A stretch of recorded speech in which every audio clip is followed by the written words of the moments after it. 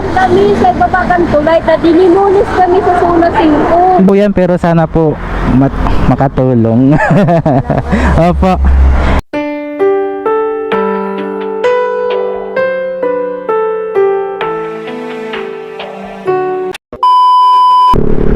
Ang lamig. Yo, magandang hapon mga idol. Nakakapag-ikot na naman tayo. Medyo tumigil na yung ulan. So maghahanap na naman tayo ngayon ng mabibiyayaan. Alam niyo na, mag-iikot na naman si Kuya Bal Official. So follow niyo ako mga idol para mas marami pa yung matulungan natin ng ganito. Maghahanap ulit tayo ng maswerteng mabibigyan ng isang lumalagatak na grocery ni Kuya Bal. Susubukan natin dito papuntang Tara.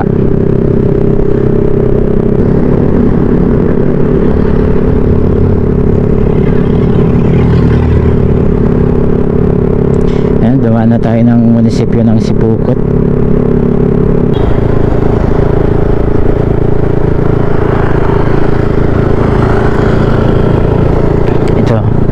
Tara National High School.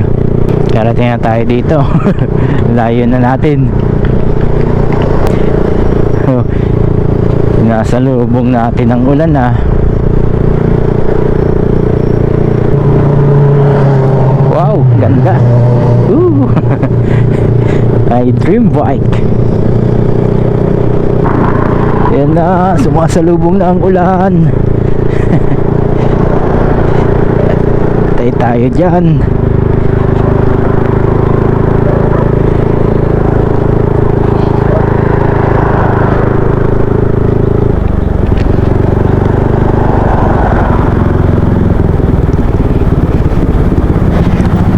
Magsisilong tayo dito.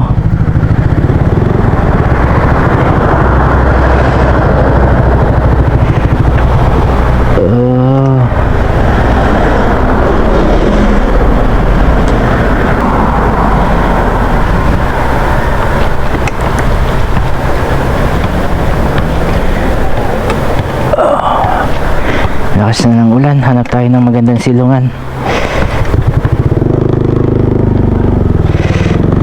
Tayo sa kabila.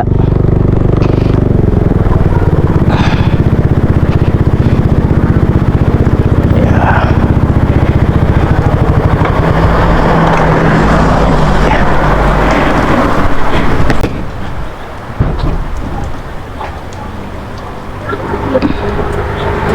Umuulan. Bye-bye. Kasi lang po.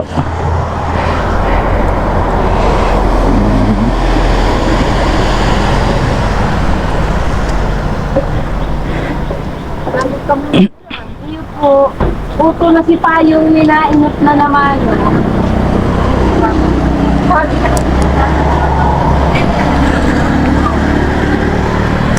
Ito na pinagpili na. Nagpunaga si Apik sa bato. Maaraman niya ito. Basta dahil malaw mo niya na. Basta mga anak kami sa kasalubin. Kami sa bato. So, kung mauraman niya. Parang po kami sa ito. Ngayon nilalakawan pa sa litan yun. Ito na. Nagpaano na. Nagsahiling na. Nagpasikat pa ng sultan. Dito tayo dinala mga idol. May utang pa daw si nanay. Ay, gulo mo lang. Tapos na. Ito na yata mga idol yung hinahanap natin. Naikukwento si nanay, may utang pa daw sila sa ospital. Kailangan niya pang bumalik sa ospital.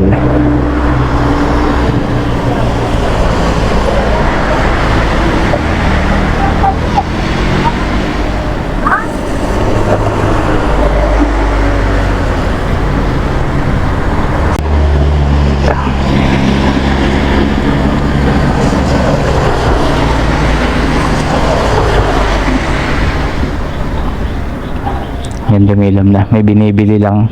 Hintayin natin, babalik yan. Kaya siguro umulan, tapos dito tayo pinasilong. Yan, Kasi dinala nila tayo dito kay nanay. So, yes. Si nanay na yata ang maswerte nating mabibigyan ngayon. Ang haba ng binahe natin, nagsimula tayo ng Kabusaw.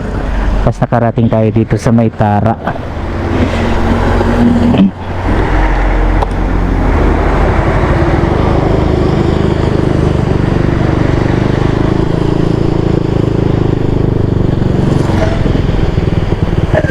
Nay, may nakita po kayong batang babaeng yung kapatid ko kasing babae, ganyang kataas.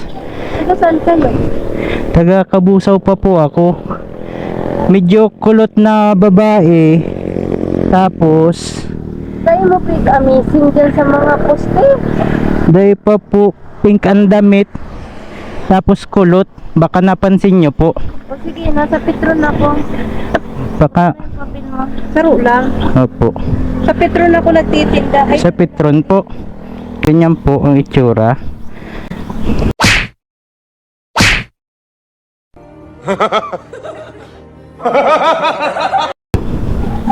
naka-pink na damit. Opo, tapos kulot po.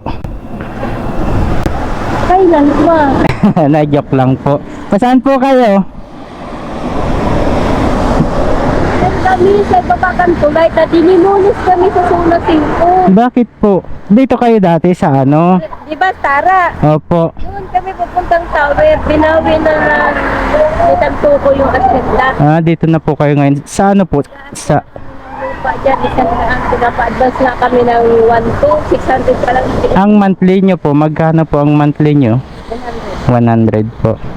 Ganito, Nay. Nilo-joke ko lang kayo dito. May ibibigay pa ako sa inyo.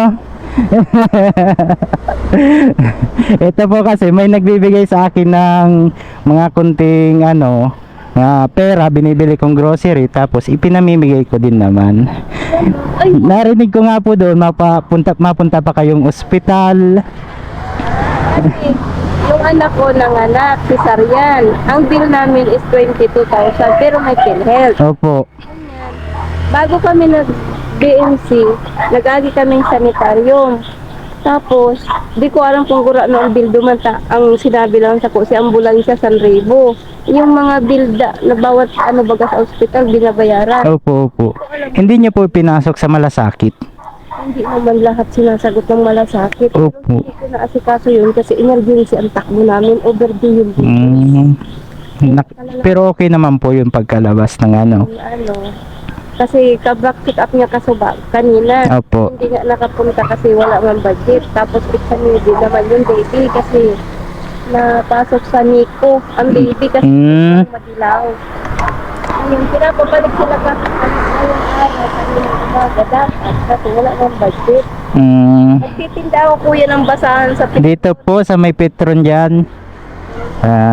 agahan ba kami problem. Anong oras po kayo nagsisimula dyan magtinda? 5 to 5 kami. 5 to 5, maaga pa no? Oh, pero ako dati na ako doon, mga alas 8 kasi ngayon, mga baby, dalawa pa po, dalawa pa, Ilan po? Dalawa po yan anak mo? Tatlo po. Grade 9 sa 80. Yung tatay po niyan. Yung tatay po. Ay, ang apo. Ano pong pangalan nyo, Nay? Elena po. May bibigay pa ako. Ito po. Dito na, hindi ko natatanggalin. Ano po yan, may bigas na, tapos grocery, may biskwit. Kaunti lang po yan, pero sana po makatulong. Opo. Nag-aaral pa po yan? Tender yan, matalino yan sir. Opo. Yung tatay niya, hindi man sa DSWD kung pwede kami magkabot kasi nag-aaral na nga. Hindi daw pwede kasi apelido ng nanay. Tapos, Ay, nanay. Nasaan na po ang nanay niyan? asawa na rin. Ito pa lang sa akin. Yan na lang po. So Nay, dagdagan ko pa po ng kaunting Cash po. Opo. Opo, opo, opo. Sana po makatulong kahit papano. Opo. Kaya po pala, ang layo pa po ng pinanggalingan ko, galing Kabusaw, nag-iikot ako doon. Sakto umulan dito. Nakisilong ako dito sa katabi nyo. Tapos ay ko, kayo na nga po yata yung dapat kong bigyan. Dito talaga ako dinala. First time na mangyari sa akin to, may magbigay sa akin. Paano po, Nay? Mapunta na din po ako. Ingat po. Masakit lang po ako. Apo, apo. Pag Nakita matandaan. Sige po, sige po. Mabalo sa imo. Opo, opo.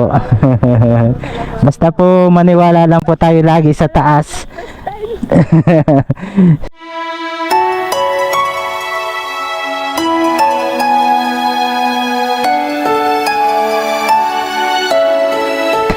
Sige po, magkikita pa po tayo. Ayun nga idol, totoo nga, kaya tayo dito dinala para si nanay yung bigyan natin. So ramdam natin napakalaki ng problema ni nanay.